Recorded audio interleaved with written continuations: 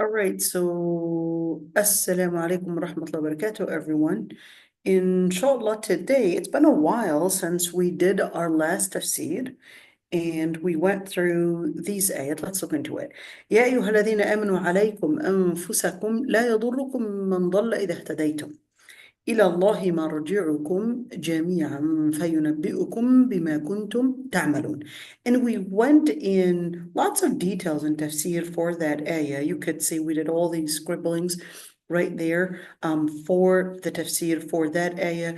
And we went and said that this ayah basically does not necessarily mean that you're going to leave ordering for what is good and ordering for what is good and forbidding what is evil, but because of course the surface interpretation, and many will misunderstand that ayah and think that that's what it means.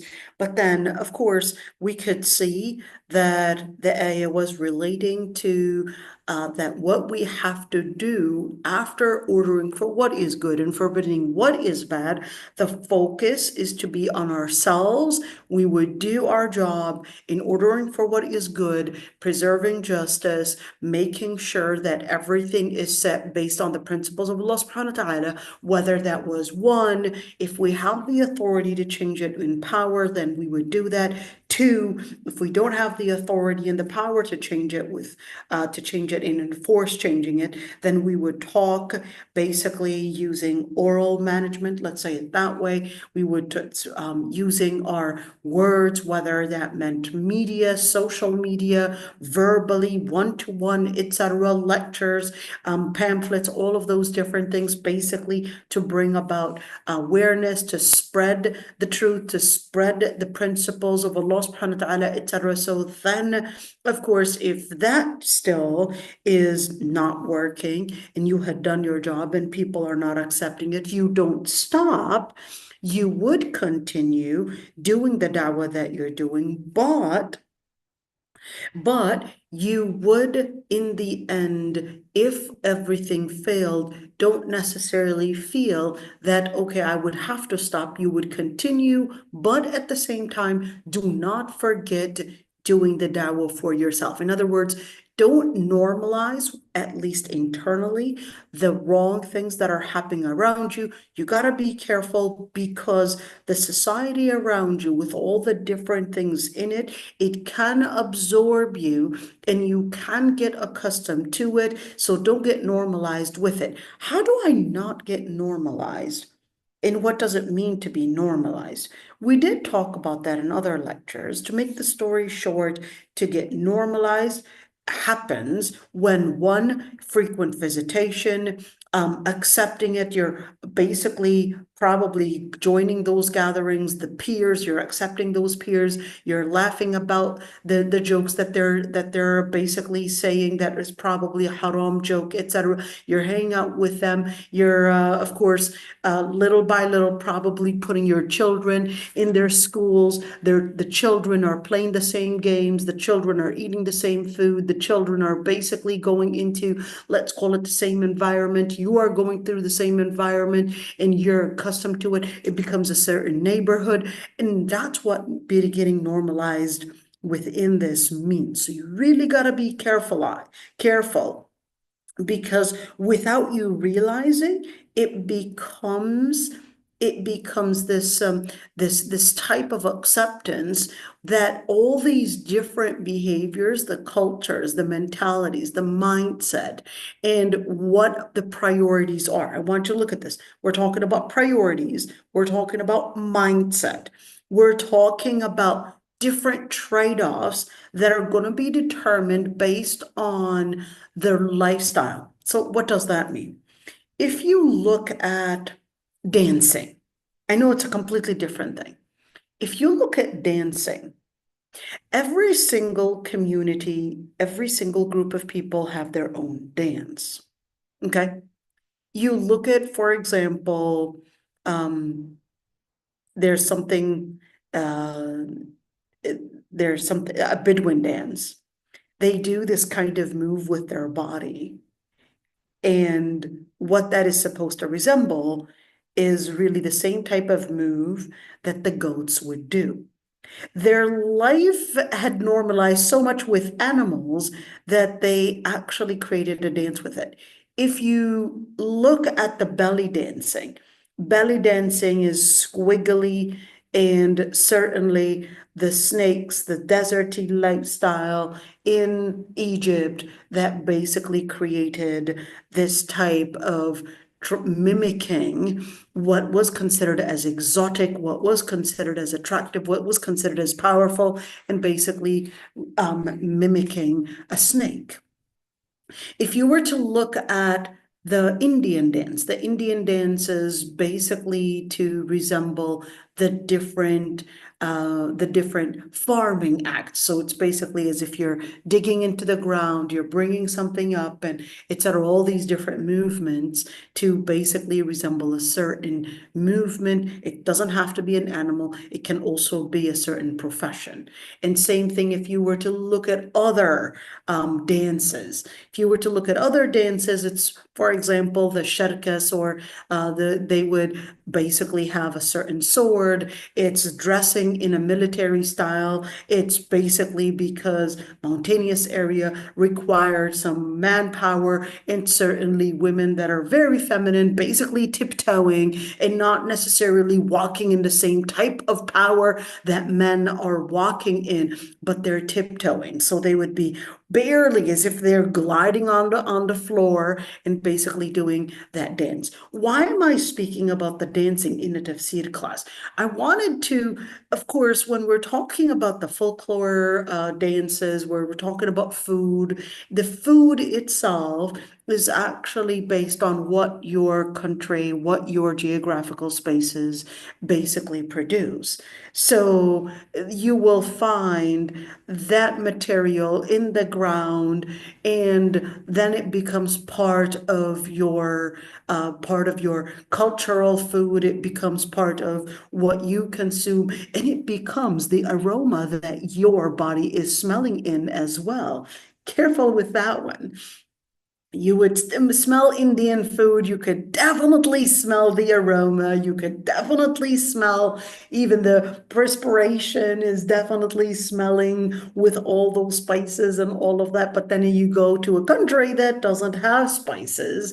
Well, Palestinian food is very stale, okay, because we don't use a lot of spices. We don't have a lot of spices. Spices are newly introduced to the Palestinian culture, for example. And same thing if you were to talk about other countries. So what I'm trying to say here, whether we're speaking about a certain dance, whether we're speaking about food, or whether we're speaking about schooling, the system of schooling, for example, the traditional schooling is that the children would traditional, okay? So you go to the Bedouin areas, the children would be sitting with the teacher. The teacher is probably doing some kind of an art craft. It's not presented as art. It's basically something, maybe wool, or perhaps they're supposed to be collecting certain things and selling it, or probably just doing different crafts or just different hobbies in order to make money. And they would be learning while they're doing this Oh, kind of like a Montessori school, kind of. kind of like a Montessori school, exactly, but a little different because it involves that the children would be working along with the staff. So you go to Japan, for example, the children are the ones that are going to be cleaning the school. The children are going to be washing the dishes, cleaning the school, because the Japanese would consider that what is more important than schooling is basically structure and discipline from early childhood. So the children would spend a lot of time and at the expense of their education in getting the children disciplined to clean after themselves, to basically eat in a certain way. They're eating together, they're building social skills, building discipline, etc. And guess what? The number one, the number one IQ in the world is Japan and Singapore. And Wow, so many countries can learn from them. exactly. So many countries can learn from that. So when we see that how it's paying off later down the road, even though during their early, I think it's for 3 years, the children are actually not learning much as they're getting into the discipline. The kids are wiping the floors, cleaning the school, and they stay until 7 p.m. Just imagine until 7 p.m. They would even, it's really strange. They would even check their undergarments to make sure it's clean. I don't know how, don't ask me how, whatever, but all right. In the end, it's about structure is what will put in, what will really put in, I guess, a structure in the mind. But what is really right now as part of what we're trying to get to is normalizing a certain practice, whether we're speaking about a certain practice because there is a result of that close relationship, whether it's in a dance, it's in food, it's in conversations, it's in entertainment, it's in our social interaction, it's our priorities. And I want to underline that word. What is a priority? Is deen the priority? Is making money a priority? And we could see that from the Western lifestyle, that our priority had basically become what makes the money. So you could see a basketball player right now, a gamer, a YouTuber is basically presented as an influencer. Those are the influencers. Those are the people that are right now given the priority, given that, yes, they're important, etc. And then what we could see is that if you are making money, that it's money that is going to determine your importance and not necessarily the amount of contribution. So you could see a basketball player can definitely make a lot more money than perhaps a neurosurgeon, even though this person studied definitely harder than probably anyone. And definitely, yeah, it's really strange how a lot of, I don't know why, but this is on the side. A lot of the neurologists that I went to, they actually seemed autistic. I don't know why. Um, Maybe they're just so smart.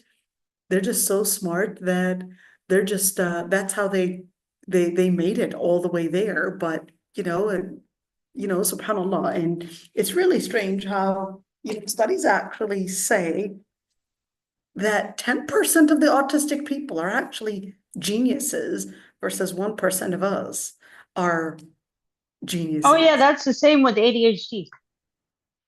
Okay, there you go. Well, subhanAllah, just put that within the context. Okay, now to get into what matters to us is that as a Muslim, you gotta be critical of the entertainment. Let's call it number one, the ideas. Two, what people are eating, what people are feeding, whether we're speaking about body, whether we're speaking about mind, whether we're speaking about culture. Entertainment is usually the place of focus on a person of dunya. So you could say that Islam is really critical about entertainment the most. And that's because Islam considers that entertainment is usually where shaitan usually finds that main entrance to get into you. That moment of entertainment, that moment of having fun. So when you look at the hadith, ad-dunya sijnul mu'min, dunya is basically the prison of a believer. What is there in prison? There definitely is barely any entertainment because it's all about structure, it's all about discipline. They would come in, do a head count, let's see who's there, make sure you stand up once that door is open at this minute, etc. And there's a limited amount of food, and even the food is not your favorite, etc. All of that, that's a dunya sijnul mu'min. الدنيا سجن المؤمن is an issue of structure. By expanding the amount of entertainment, that's when you would see it's going to be at the expense of your deen. So Islam considered that when you're looking at entertainment, Islam would consider that a lot of the entertainment is haram because it will come at the expense of what is considered a priority to you as a believer. So you got to be really careful with taking in those types of cultures that surround us, whether we're speaking about movies, whether we're speaking about social media, or perhaps every single day that we have to have some sport, etc. I'm not saying sports are haram, but I'm saying we have to let the children learn what it means to consider a priority. So it's really sad to say that I've had students drop out of my Quran class because their parents enrolled them in ballet classes or in piano lessons. This is real. Drop out piano lessons. And those lessons would cost almost $75 an hour. Quran classes would cost $18 to $20 an hour, and you can even get it for cheaper, probably $6 and $3 an hour if you were to do it with a teacher in Egypt. And some of them are actually the best and very competent teachers, the best teachers.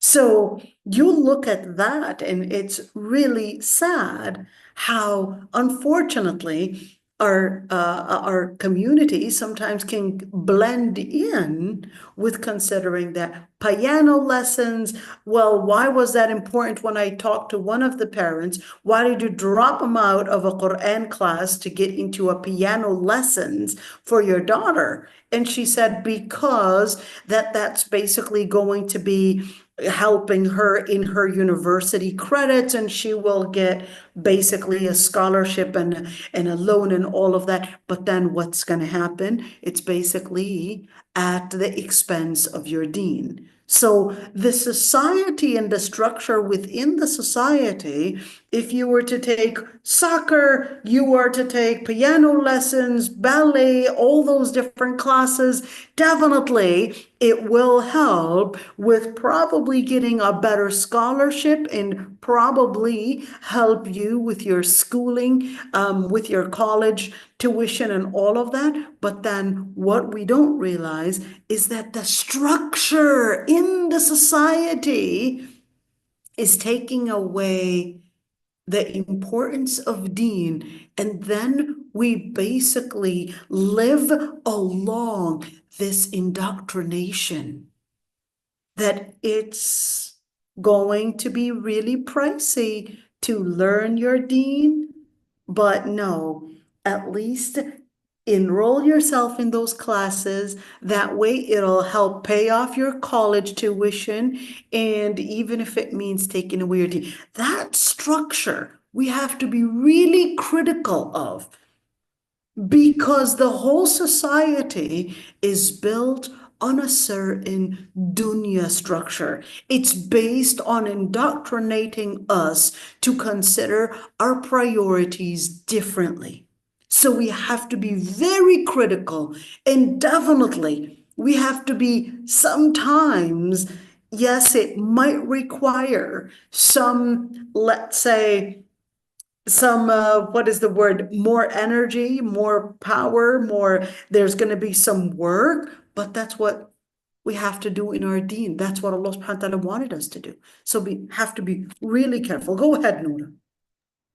Yeah, I was just gonna say, I can't tell you how many times I've heard of someone losing their teenager, their college student, just passing away. So I mean, there's no guarantee of tomorrow's. Absolutely. Allah al-Musta'an. Allah al-Musta'an. So we finished this ayah. You could see we did a lot of scribbling in terms of this ayah. And I think one of the most important, I guess, things to explain that ayah was really this piece of it, that this narration right there, that let's see, Abu Bakr as-Siddiq had made a khutbah and he said, you read this ayah and you would interpret it other than the true interpretation of it, which is this ayah that we're working on, that you have to do عليكم أنفسكم, that you have to be very careful about yourselves, you have to focus on yourselves, and don't let those that are living in a delusion influence you or harm you if you were to find a straight path. And he said, I heard the Prophet ﷺ say, quote, if people are to see the oppressor and they do not stop him from the oppression that he was doing, Allah subhanahu wa ta'ala would get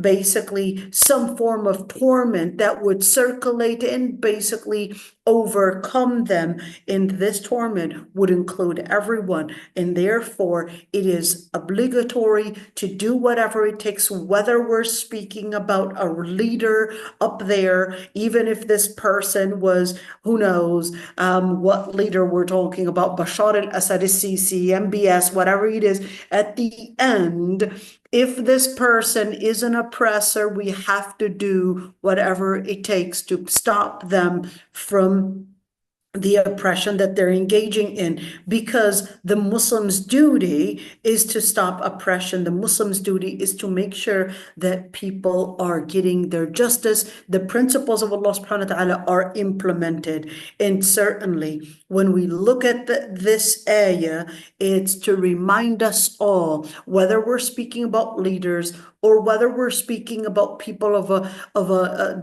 let's call them the random I guess people, or probably school, or probably our own families, etc. We have to invest in making the change, but there's no way that we can make the change if we too are getting so normalized and sucked in with the structure.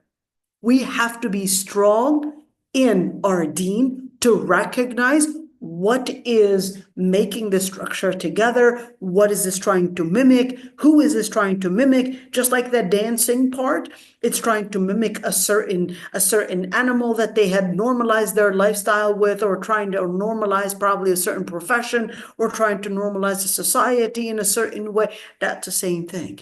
We have to be really careful in how we relate with the people that are around us. And right now, believe it or not, it's strange and sad to say that I had seen more Muslim kids, I mean teenagers, and early 20s, actually lose their faith because of their Muslim, quote unquote, Muslim peers than the children or the youth that were surrounding themselves with non-Muslims. This isn't to say surround Wow, yourself with wow. non-Muslims. This isn't SubhanAllah. at all to say surround yourself with non-Muslims, but this is to say that we have to be critical even of the Muslims that we're surrounding ourselves with, because when someone is a non-Muslim, this is not to encourage you to be a friend with a non-Muslim at all. Okay, at all. There's a difference between an acquaintance with a non-Muslim and between being a best friend with a non-Muslim, where this person is basically the place of entertainment, the place of, I guess, what you share your food with, the person that you share your food with, the person that gives you an advice, etc. That has to be a mu'min. Okay, that has to be not a Muslim, but a mu'min. That's why the Prophet ﷺ said, لا يأكل طعامك إلا مؤمن. Only eat with a believer. Okay?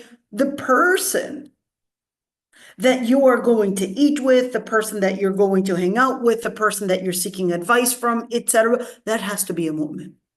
But the Muslims right now, we're seeing the younger generation is, one, getting into drugs, getting into the different entertainments, getting into the different haram lifestyle. You name the haram lifestyle. It was usually introduced to them by some Muslim friend. By some Muslim friend. It's really sad how, unfortunately, a lot of them, you would say and you would think, well, this person, his father is the sheikh in the masjid, so therefore his son should be basically well disciplined. And then you later discover that he was the one that introduced drugs to that child, or introduced the wrong, let's say the wrong behaviors to this child. It was the wrong, unfortunately, the wrong Muslim friends.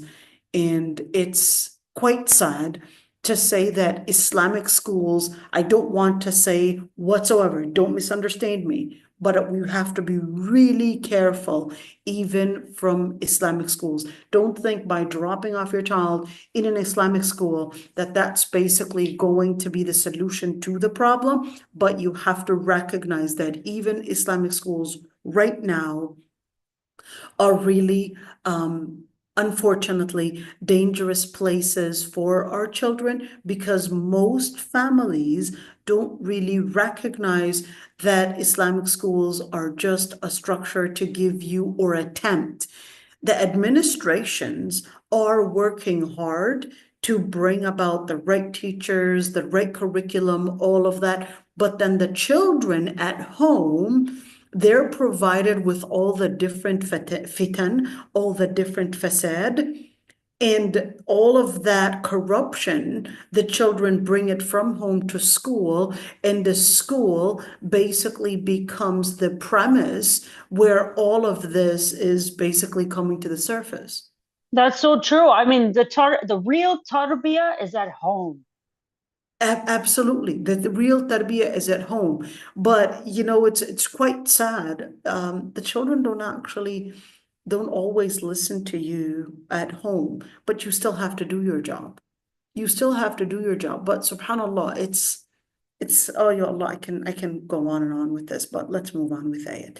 يا أيها الذين آمنوا شهادة بينكم إذا حضر أحدكم الموت حين الوصية اثنان ذوى عدل منكم أو آخران من غيركم إن أنتم ضربتم في الأرض فأصابتكم مصيبة الموت تحبسونهما من بعد الصلاة فيقسمان بالله إن ارتبتم لا نشتري به ثمنا ولو كان ذا قربى ولا نكتم شهادة الله إنا إذا لمن الآثمين فإن عثر على أنهما استحقا إثما فآخران يقومان مقامهما من الذين استحق عليهم الأوليان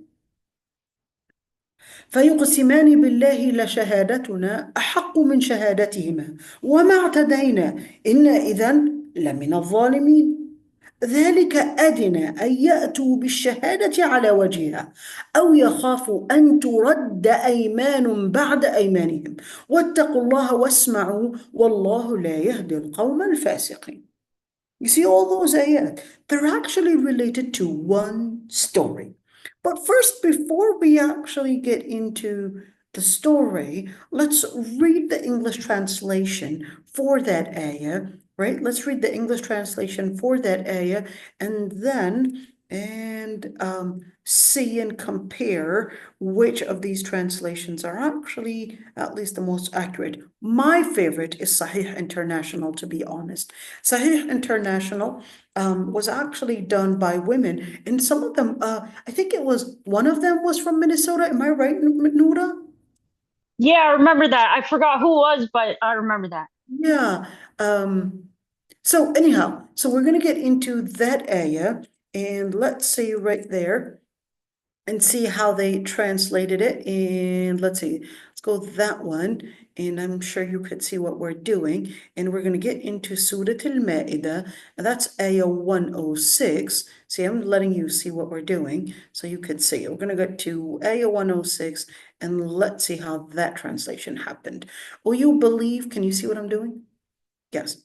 Okay, let's see. So Oh, you who believed, testimony should be taken among you when death approaches one of you at the time of bequest, that two just men from among you or two others from outside, if you're traveling through the land and the disaster of death should strike you, detain them after the prayer and let them both swear by Allah if you doubt their testimony, saying, we will not exchange it, that is our oath, for a price, that is worldly gain, even if he should be a near relative, and we will not withhold the testimony if, that is ordained by Allah, indeed, we would then be of the sinful. Okay. But if it is found that those two were guilty of sin, that is perjury, let two stand in their place who are foremost in claim from those who have a lawful right. And let them swear by Allah, our testimony is truer than their testimony, and we have not transgressed. Indeed, we would then be the wrongdoers. That is more likely that they will give testimony according to it, true, objective, or at least they would fear that other oaths might be taken after their oaths, and fear Allah and listen, that is, obey Him, and Allah does not guide the disobedient people. Okay, so it is very clear that when they had done the tafsir, or at least the translation, what they used was Tafsir al-Sa'di. I think that's what they used. And I would definitely would have recommended them to do that. Okay, well, let's see what the words are saying. They're going to take it word by word, okay? Where is it? Oh, there it is.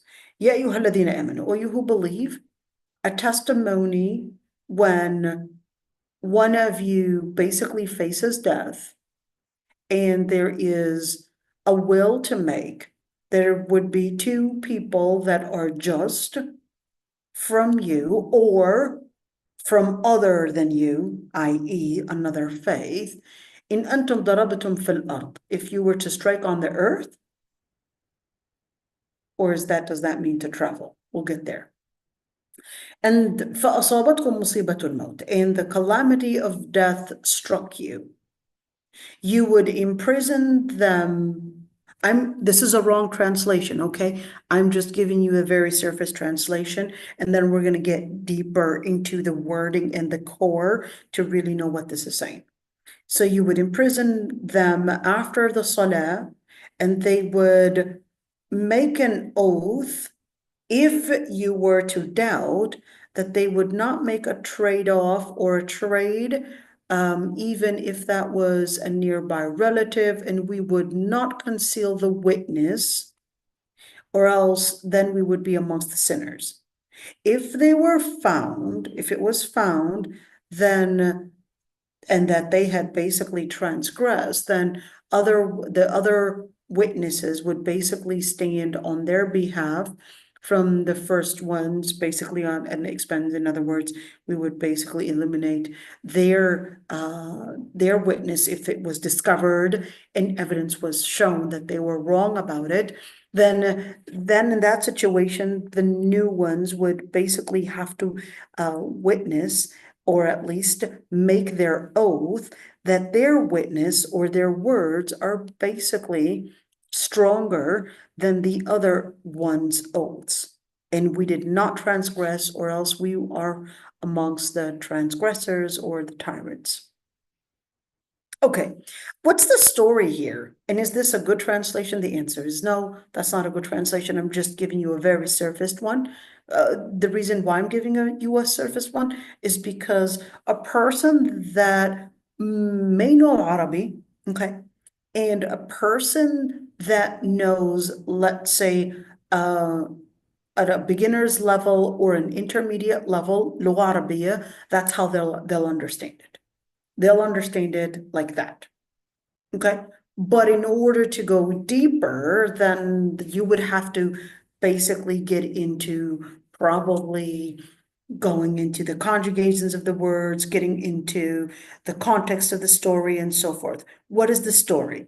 The story behind this surah is the following. Let's say And by the way, I would like to quote here that Ibn Atiyah, he said, هذا كلام من لم يقع له الثلج في تفسيرها and وذلك بين في كتابه. So, okay, and what he was basically commenting on, Makki had said that this ayah basically contains a lot of ambiguity in one, understanding the grammar, understanding the rulings, and understanding the deep meanings. But Ibn Atiyah said, well, this is basically going to be the wordings of somebody that did not really have the true meanings in the details, the detailed meanings and the details of how to understand that those ayat. They're the ones that are going to say that this basically contains a lot of ambiguity. And Ibn Atiyah wanted to say, well, not quite. It doesn't contain a lot of ambiguity. It's just that you have to dig deep down to really understand what these words are saying and what the rules are really telling you. And there's no way that you can understand one, whether we're speaking about the grammar, which means the structure of the sentence, or whether we're speaking about the meanings, in other words, and what is basically the accurate interpretation, or whether we're speaking about the rulings that relate to it, the implication of what those ayat are basically telling us to apply. So if the person doesn't know the details of the different evidences that relate to, of course, the stories behind the surah, or at least these ayat, or what rulings the Prophet ﷺ had applied and what the words are saying, then certainly by looking at that surface interpretation, you're definitely going to come to the conclusion that this is rather just so vague. What is this talking about? But that's why Ibn Atiyah was saying, but no, you have to dig deep down and you have to know the context of the story. So what's the context? So Tamim al-Dari and Adi ibn Badda, those are the two guys, okay? Those two men were Christian, okay? And the story was narrated by al-Bukhari and narrated by, you could see, al-Daraqutni. We just pointed it out right there. Al-Bukhari and al-Daraqutni had mentioned the story.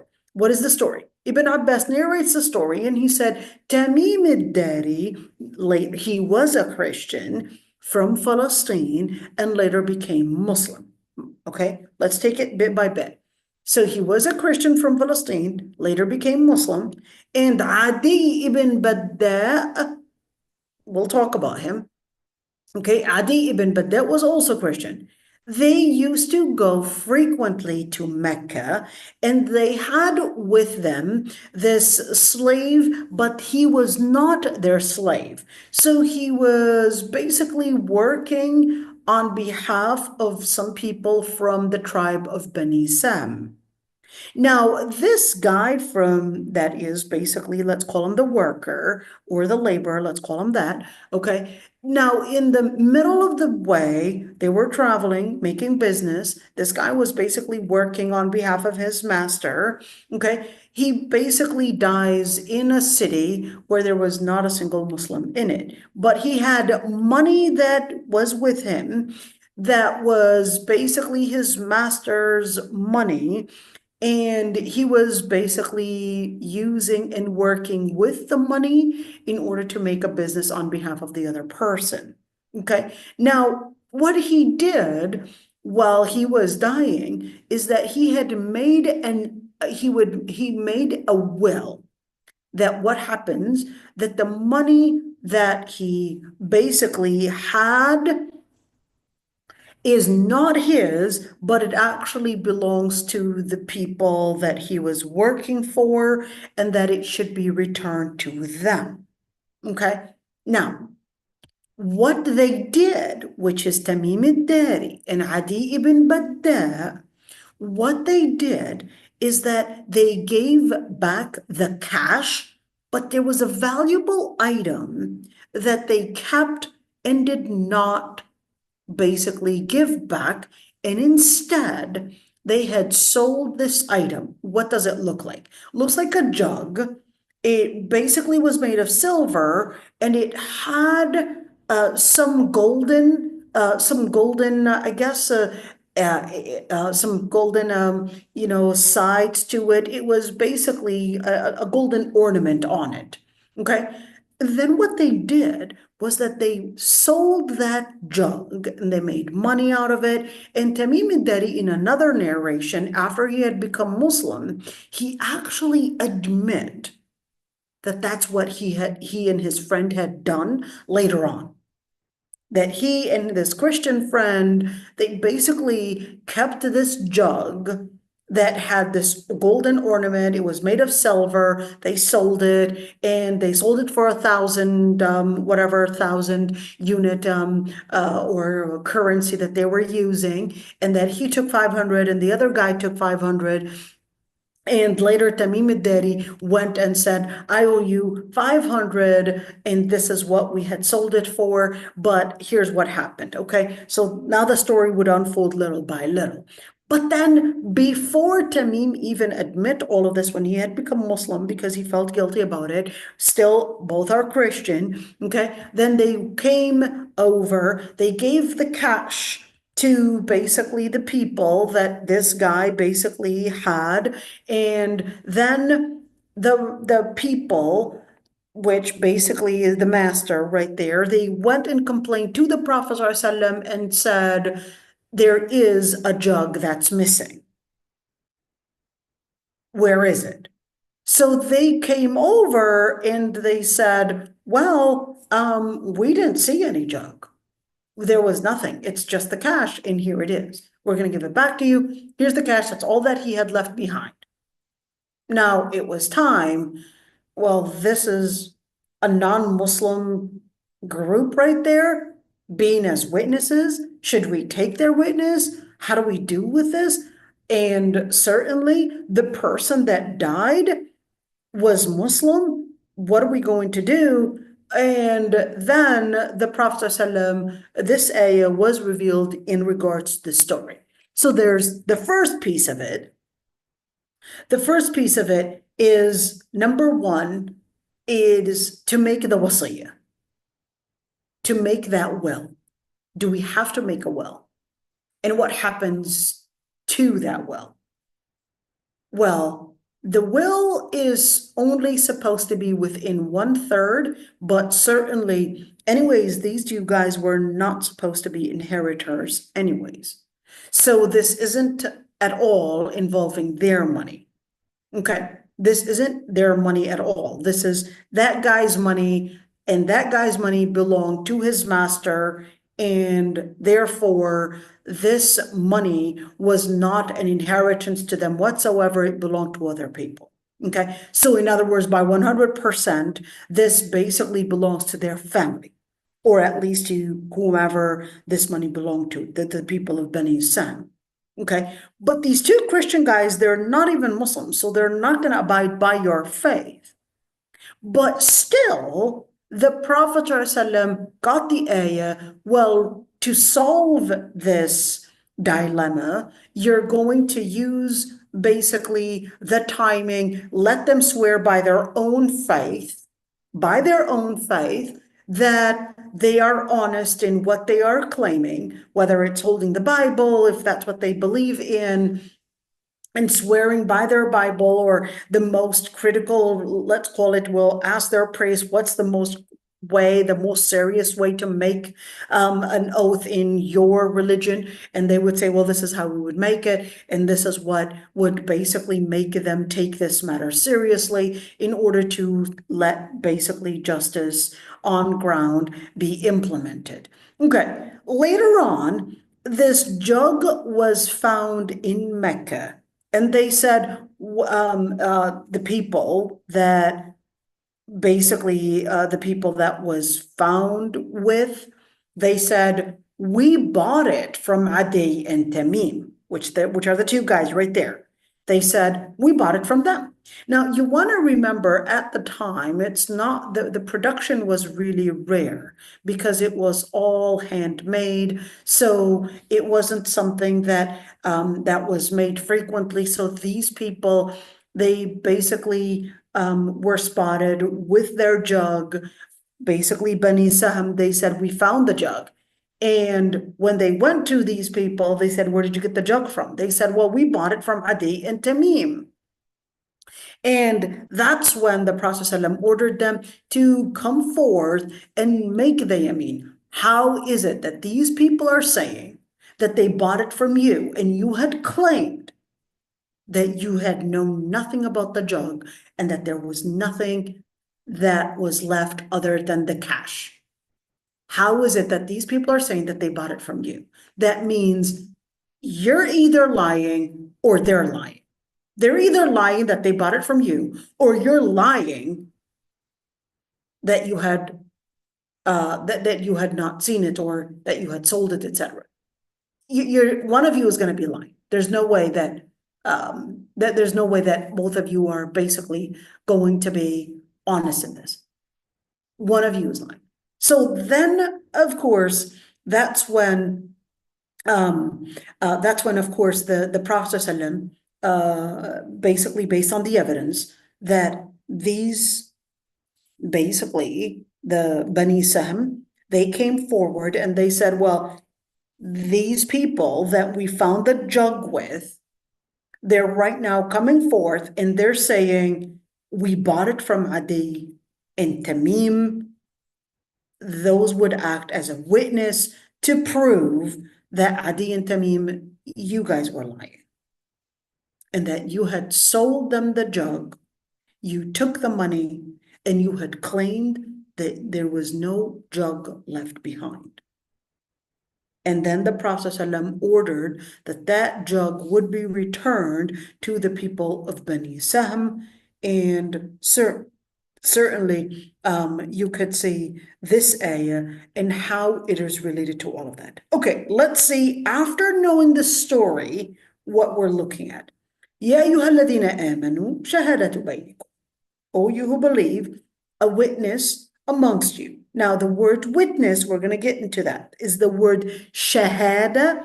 Is this meaning an oath, or is this meaning a witness?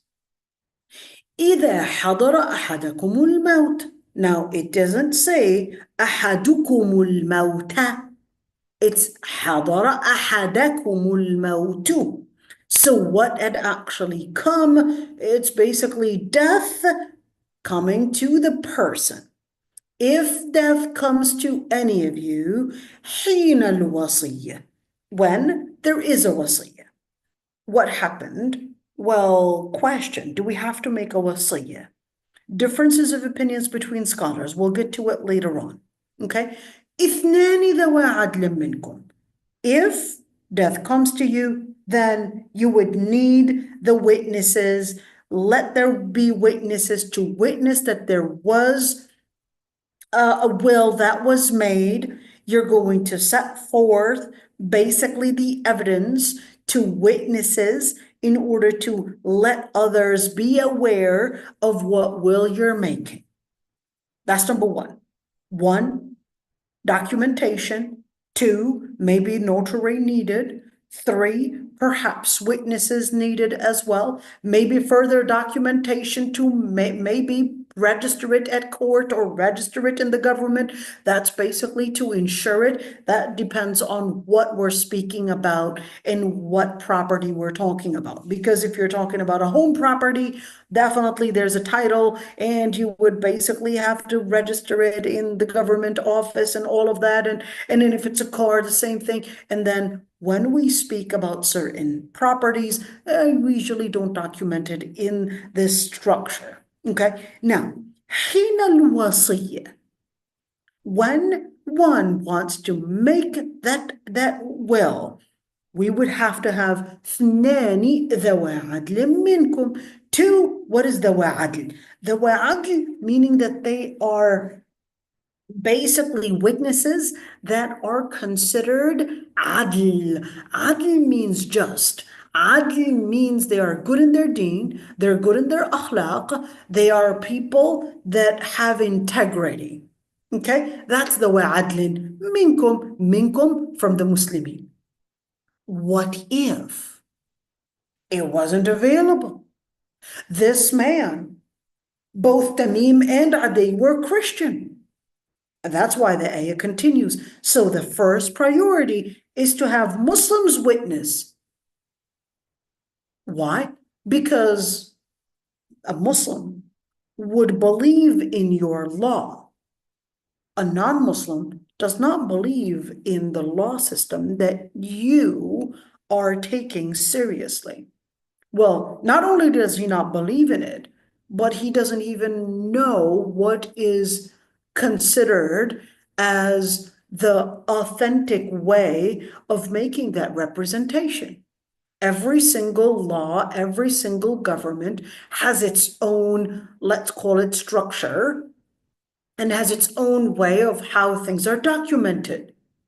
So somebody that's not Muslim is not familiar with how Islamic law considers what makes, let's call it a verification, or what makes a code of law, or what makes a certain structure to verify or to document a certain thing.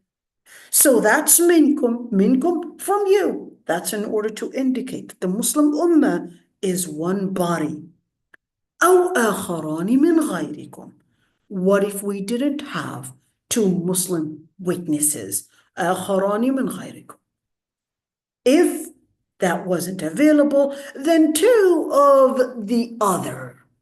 The other, basically, in this situation, was two Christian guys. إن أنتم ضربتم في الأرض. إن أنتم, if you were ضربتم في الأرض. ضربتم في الأرض, if I were to literally translate, it would be to strike on earth. But this is not striking on earth. We're not jumping up and down. Striking on earth, this is an idiom, which is to basically mean to travel.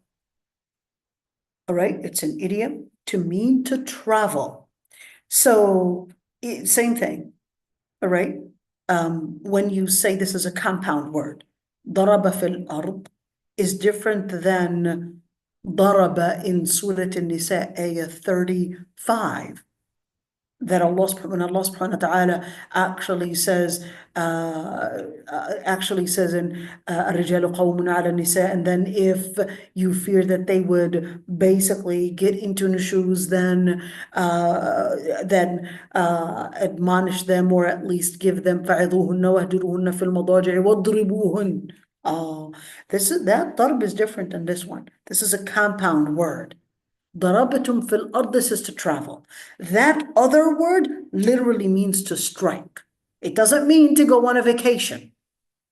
Okay? This ضربتم في الأرض is in travel.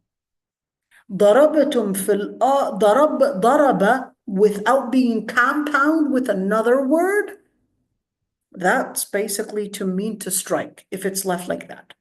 Okay? Let's see. ضربتم في الأرض, to travel, in a situation where you're traveling. فأصابتكم مصيبة الموت. What is الإصابة? الإصابة is to strike. So what happened? You were struck with the calamity of death. Notice that Allah subhanahu wa ta'ala is calling death a calamity. What is al-musiba? What is a calamity? So al-musiba is from the root asaba, or so asaba yusibu, and musiba is basically that adjective. Okay, so when you look at musiba, you're talking about that a person is struck with so many pains. Musibat al-maut. نسأل الله سبحانه وتعالى نسأل الله سبحانه وتعالى to give us حسن الخاتمة. And okay, so in situations to document this well, we would basically need either two Muslim witnesses or two from the other faith. in situations where we couldn't document it. So we were traveling, we couldn't document it at the time. Okay, so we basically didn't have the resources to do so. So we just put two people to witness. And what if they were Christian or two Christians? تحبسونهما من بعد الصلاة. So what is تحبسونهما? Do we really imprison them? No. It's not that these are not fugitives. But تحبسونهما, in other words, it's a certain way that you want to make sure that these two witnesses don't communicate with each other to make up a lie.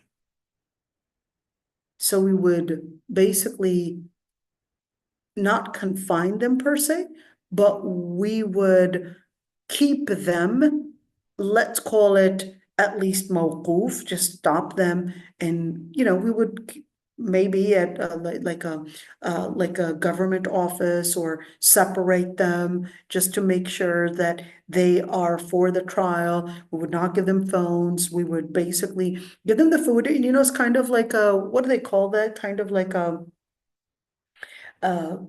a place to stay in for a while that's under scrutiny for just a day. It's no more, okay? It's just a day or two, just until we would get, of course, this trial to be set up. And then after Salah, and chosen Salat al-Asr.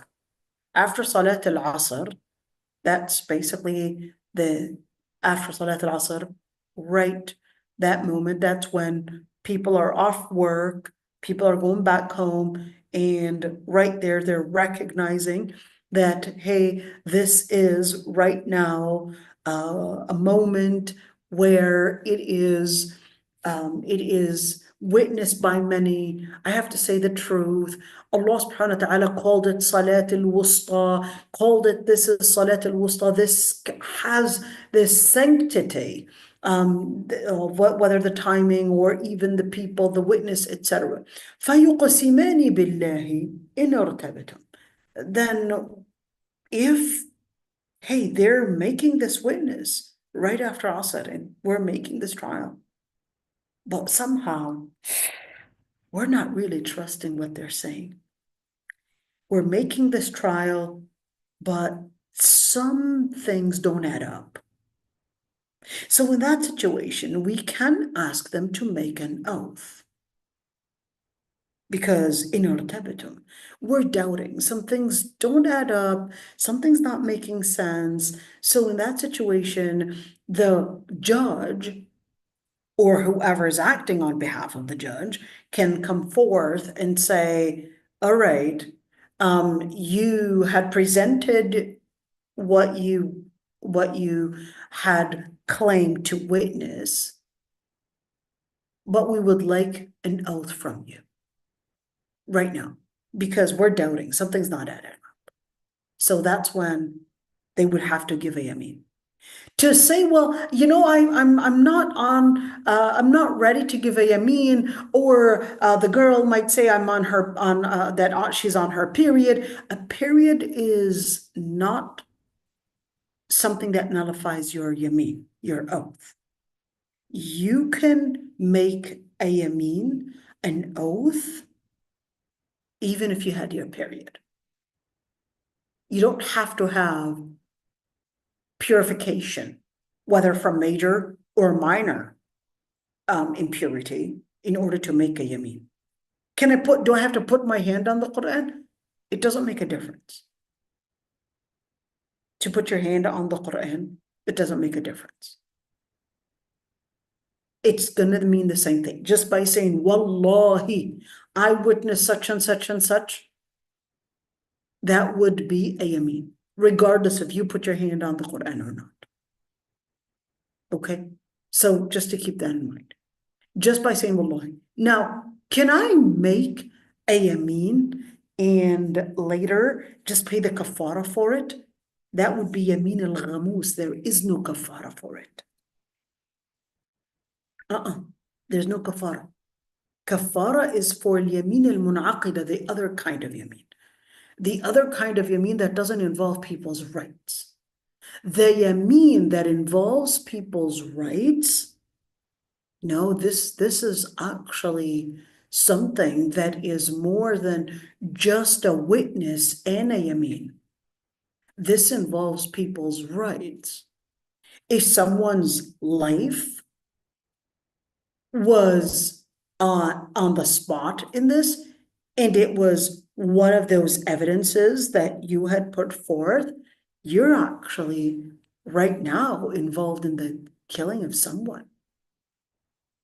If someone's property was confiscated, then you're involved in all of this.